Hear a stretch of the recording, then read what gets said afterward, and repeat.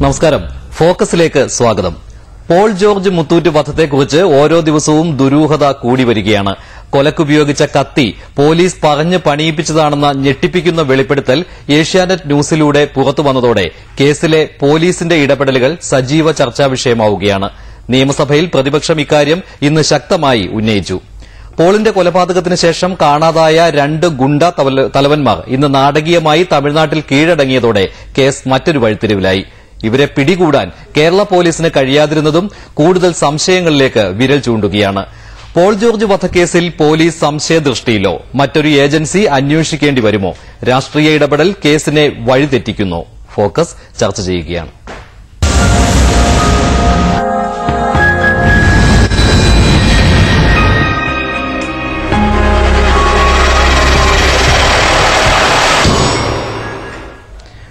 Paul Muthoot വധക്കേസിൽ police അന്വേഷിക്കുന്ന ഗുണ്ട തലവന്മാരായ ഓംപ്രകാശും പുത്തൻപാലം രാജേഷും തിരുനെൽവേലി കോടതിയിൽ കീഴടങ്ങി.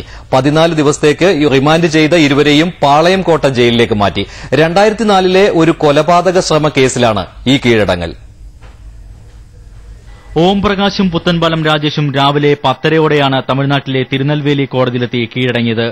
വഞ്ചിയൂർ കോടതിയിൽ 2004 ഒരു കൊലപാതക ശ്രമക്കേസിലുള്ള വാറന്റ് കാട്ടിയാണ് തിരുനെൽവേലി കോടതിയിൽ ഇവർ കീഴടങ്ങിയത്. കോടതി വരെ റിമാൻഡ് ചെയ്ത് പാളയംകോട്ട ജയിലിലേക്ക് അയച്ചു. വെള്ളിയാഴ്ചയ്ക്കകം വഞ്ചിയൂർ കോടതി വരെ ഹാജരാക്കണമെന്നും കോടതി നിർദ്ദേശിച്ചു. ഓംപ്രകാശും രാജേഷും കീഴടങ്ങിയ വിവരം തിരുനെൽവേലി ഡിഐജി ടി കണ്ണപ്പൻ ദക്ഷിണമേഖല എഡിജിപി പി ചന്ദ്രശേഖരനെ ഔദ്യോഗികമായി അറിയിച്ചു. ഇതേ തുടർന്ന് ഡെപ്യൂട്ടി കമ്മീഷണർ ജോളി ചെറിയാനും സംഘവും തിരുനെൽവേലിയിലെത്തി. വഞ്ചിയൂർ കോടതി ഓംപ്രകാശിനെ രാജേഷിനെ ഹാജരാക്കാൻ പ്രൊഡക്ഷൻ വാറന്റും പുറപ്പെടുവിച്ചിട്ടുണ്ട്. കേരള പോലീസിന് മുന്നിൽ കീഴടങ്ങുകയോ അറസ്റ്റിലാവുകയോ ചെയ്താൽ മറ്റു പല കേസുകളും ചാർജ് ചെയ്തേക്കുമെന്നും മർദ്ദനമേൽക്കേണ്ടി വരുമെന്നും ഭയന്നാണ് ഓംപ്രകാശും രാജേഷും തിരുനെൽവേലി കോടതിയിൽ നാടകീയമായി കീഴടങ്ങിയതെന്നാണ് പോലീസ് നൽകുന്ന സൂചന. ഏഷ്യാനെറ്റ് ന്യൂസ്, തിരുവനന്തപുരം. ഫോക്കസിൽ പ്രതികരിക്കാൻ എംഎൽഎമാരായ രാജു എബ്രഹാം, വി.ഡി. സതീശൻ എന്നിവർ ഉണ്ട്. ബിജെപി നേതാവായ എം.ടി. രമേശും തിരുവനന്തപുരം സ്റ്റുഡിയോയിലുണ്ട്. ആദ്യം ശ്രീ രാജു എബ്രഹാം, പോൾ ജോർജ് മുത്തൂറ്റ് വധക്കേസിലെ ഒരു വഴിത്തിരിവ് തന്നെയാണ് ഇന്നത്തെ ഈ കീഴടങ്ങൽ. ഇവർ രണ്ടുപേരും കേസിൽ പ്രതികളല്ല, ഈ 2 ഗുണ്ടാ തലവന്മാരും. എങ്കിലും ജനങ്ങൾക്ക് സ്വാഭാവികമായും ഉണ്ടാകുന്ന ഒരു സംശയം, കഴിഞ്ഞ കുറച്ച് ദിവസങ്ങളിലെ കേസ് അന്വേഷണത്തിന്റെ ഗതി വെച്ച് നോക്കുകയാണെങ്കിൽ ഇവർ കീഴടങ്ങിയതാണോ അതോ കീഴടങ്ങുവാനുള്ള ഒരു അവസരം ഉണ്ടാക്കിക്കൊടുത്തതാണോ? സ്വാഭാവികമായും രണ്ടാമത്തെ സംശയമല്ലേ ബലപ്പെടുന്നത്? അതായത് കീഴടങ്ങാൻ, തന്ത്രപരമായ രീതിയിൽ കീഴടങ്ങാൻ ഒരു അവസരം ഉണ്ടാക്കിക്കൊടുക്കുകയായിരുന്നു. ശ്രീ രാജു എബ്രഹാം. പോൾ ജോർജ് വധക്കേസിൽ കേരള പോലീസ് എടുത്തിട്ടുള്ള നടപടി ഒരുപക്ഷെ കേരള പോലീസിന്റെ ചരിത്രത്തിൽ തന്നെ ഇത്ര വേഗത്തിൽ ഇത്ര കാര്യക്ഷമതയോടുകൂടി ഒരു അന്വേഷണം നടത്തിയിട്ടുണ്ടോ എന്ന ഒരു സംശയമാണ് ബാക്കി നിൽക്കുന്നത്. കാരണം 12 മണിക്കൂറിനുള്ളിൽ തന്നെ പ്രതികളെ പിടികൂടാൻ, മുഖ്യപ്രതികളെയും പിടികൂടാൻ കഴിഞ്ഞു എന്നുള്ളത് മാത്രമല്ല, സംശയിക്കപ്പെട്ട മുഴുവൻ ആളുകളും അവർക്ക് കീഴടങ്ങാനുള്ള സാഹചര്യം, ആ സാഹചര്യം എങ്ങനെ ഒരുക്കിയത് വലിയ സമ്മർദ്ദത്തിന്റെ ഫലമായിട്ടാണ്. അവരുടെ പ്രതികളുടെ, ഇവര് സംശയിക്കപ്പെടുന്ന ആളുകളുടെ വീടുകളിലെ അവരുടെ സുഹൃത്തുക്കള്, അവർക്ക് പണം നൽകിക്കൊണ്ടിരുന്ന ആളുകള്, അങ്ങനെയുള്ള മുഴുവൻ ആളുകളെയും പോലീസ് ഇതിനോടകം തന്നെ വിളിച്ചു വരുത്തി ചോദ്യം ചെയ്യുകയും അതുപോലെ തന്നെ അവരുടെ മേൽ വലിയ സമ്മർദ്ദം ഉണ്ടാക്കുകയും ചെയ്തപ്പോൾ ഇനി രക്ഷപ്പെടാൻ മറ്റു മാർഗമില്ല എന്ന് കണ്ടപ്പോഴാണ് തിരുനെൽവേലി കോടതിയിൽ കീഴടങ്ങുന്ന ഒരു പ്രക്രിയയിലേക്ക് ഓംപ്രകാശും അതുപോലെ തന്നെ പുത്തൻപാലും രാജേഷും എത്തിയത് എന്നുള്ളതാണ് വാസ്തവം. താങ്കളുടെ വിശ്വാസം അത് തന്നെയാണ്. എങ്കിലും ശ്രീ രാജു എബ്രഹാം, ഈ കൊലപാതകത്തിന് ഉപയോഗിച്ച കത്തിയുടെ രൂപം വരച്ചു നൽകി ആ കത്തി അതേപടി ഉണ്ടാക്കാൻ മുന്നോട്ട് വന്ന പോലീസ് തന്നെ ഇക്കാര്യത്തിൽ കീഴടങ്ങാനും ഇവരെ പ്രേരിപ്പിച്ചതാകാം എന്ന ഒരു സംശയം, അതായത് തന്ത്രപരമായ രീതിയിൽ കീഴടങ്ങാനുള്ള ഒരു അവസരം ഉണ്ടാക്കി കൊടുത്തു എന്ന ഒരു സംശയം ബലപ്പെട്ടാൽ അതിൽ അത്ഭുതപ്പെടാനുണ്ടോ?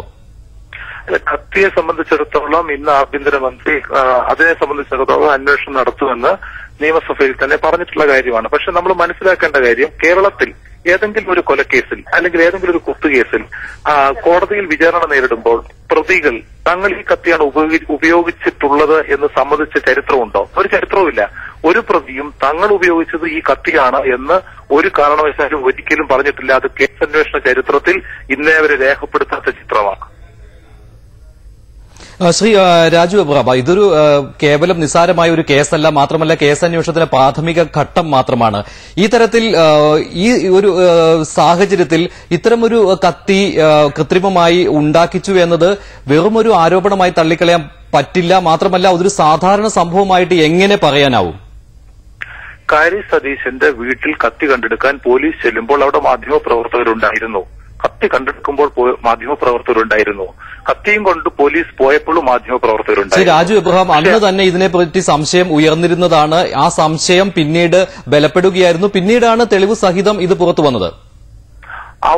അങ്ങനെ ഒരു സംശയം ആ സന്ദർഭത്തിൽ അവിടെ വെച്ച് മാധ്യമപ്രവർത്തകർ പോലീസിനോട് ചോദിക്കുകയുണ്ടായില്ല. മണിക്കൂറുകൾ കഴിഞ്ഞാണ് കാരി സതീശന്റെ അമ്മ ഇങ്ങനൊരു കഥയുമായിട്ട്, ഒരു ഡിഫെൻസീവ് കഥയാണത്, അങ്ങനെ ഒരു കഥയുമായിട്ട് രംഗത്ത് വന്നത്. അപ്പൊ അതിൽ നിന്ന് തന്നെ അവിടെ ഈ പ്രതികളെ സംരക്ഷിക്കാൻ, ഇപ്പോൾ ഈ കേസ് ഇല്ലാതാക്കാൻ നോക്കുന്ന ശക്തികൾ തന്നെ, ഈ പ്രതികളെ വെറുതെ പിടിക്കാൻ നോക്കുന്ന ശക്തികൾ തന്നെ അതിന്റെ പുറകിലുണ്ട് എന്നത് യാതൊരു സംശയവുമില്ല. ഈ പ്രതികൾക്ക് വലിയ ബന്ധങ്ങളുണ്ട്. പ്രതികളെ കൊണ്ടുവന്ന ജയചന്ദ്രൻ അവിടുത്തെ BJP RSSന്റെ കാര്യവാഹകാണ്. അങ്ങനെയുള്ള വലിയ ബന്ധങ്ങൾ ഉള്ള ഒരു അധോലോക സംഘത്തെ ഏതു വിധേനയും ശിക്ഷിക്കാൻ നോക്കുന്ന ഒരു പോലീസ് സംവിധാനത്തിന്റെ മനോവീര്യം തകർക്കാൻ. ശ്രീ രാജു എബ്രഹാം, എന്നിട്ടും എന്തുകൊണ്ടാണ് ഇപ്പോൾ ഈ പിടിയിലായ രണ്ട് ഗുണ്ടാ തലവന്മാർ, ഇവർക്ക് ഈ കേസിൽ ഇവർ പ്രതികളല്ല എന്നത് ശരി തന്നെയാണ്, പക്ഷേ ഈ കേസിലേക്ക് വിരൽ ചൂണ്ടുന്ന പ്രധാനമായ തെളിവുകൾ നൽകാൻ ഇവർക്ക് കഴിയും. ഇവരെ എന്തുകൊണ്ടാണ് കേരള പോലീസിന് കസ്റ്റഡിയിലെടുക്കാൻ സാധിക്കാതിരുന്നത്? ഇപ്പോഴത്തെ ഒരു സാഹചര്യത്തിൽ നിയമവിദഗ്ധർ പോലും നൽകുന്ന സൂചനയനുസരിച്ച് കേരള പോലീസിന് ഇവരെ ചോദ്യം ചെയ്യാൻ ബുദ്ധിമുട്ട് നേരിടും. മറ്റൊരു സംസ്ഥാനത്താണ് ഇവർ കീഴടങ്ങിയിരിക്കുന്നത്, മറ്റൊരു കേസിലാണ് ഇവർ കീഴടങ്ങിയിരിക്കുന്നത്. ഈ കേസിൽ ഇവർ പ്രതികളല്ല. അതേസമയം കേരള പോലീസിന്റെ മൂക്കിന് താഴെ ഇവർ ഉണ്ടായിരുന്നു. കഴിഞ്ഞ കുറെ വർഷങ്ങളായി ഇവർ വിഹരിക്കുക തന്നെയായിരുന്നു. പോലീസിന്റെ വാറണ്ടും ഉണ്ടായിരുന്നു. എന്നിട്ടും എന്തുകൊണ്ടാണ് ഇത്തരത്തിൽ സമൂഹത്തിൽ ഗുണ്ടാപ്രവർത്തനം നടത്തുന്നവരെ പിടികൂടാൻ പോലീസിന് കഴിയാതെ വന്നത്? തീർച്ചയായിട്ടും ഈ ഓംപ്രകാശിന്റെ പേരിൽ 12 ക്രിമിനൽ കേസുകളാണുള്ളത്. അതിൽ 9 ക്രിമിനൽ കേസും UDFന്റെ ഭരണകാലഘട്ടത്തിൽ ഉണ്ടായതാണ്. പക്ഷെ അദ്ദേഹത്തെ ഗുണ്ടാ ലിസ്റ്റ് ഉൾപ്പെടുത്താൻ പോലും അന്നത്തെ ഭരണകൂടത്തിന് കഴിഞ്ഞില്ല. ഈ ഗവൺമെന്റ് അധികാരത്തിൽ വന്ന ശേഷമാണ് ഈ രണ്ടാളുകളെയും ഗുണ്ടാ ലിസ്റ്റ് ഉൾപ്പെടുത്തുകയും അവർക്കെതിരെ വാറണ്ട് പുറപ്പെടുവിക്കുകയും ചെയ്തിട്ടുള്ളത്. വാറണ്ട് പുറപ്പെടുവിക്കുന്നത് അറിഞ്ഞുകൊണ്ട് ഇവർ കേരളത്തിൽ നിന്ന് മുങ്ങുകയാണ് ഉണ്ടായത്. അപ്പൊ ഇതാണ് യാഥാർത്ഥ്യം. ഇങ്ങനെ 300-ലധികം ഗുണ്ടകളെ ഈ കേരളത്തിൽ ഗുണ്ടാ ലിസ്റ്റിൽ ഉൾപ്പെടുത്താൻ കഴിഞ്ഞത് ഈ ഗവൺമെന്റാണ്. അത് രാഷ്ട്രീയം നോക്കിയിട്ടല്ല.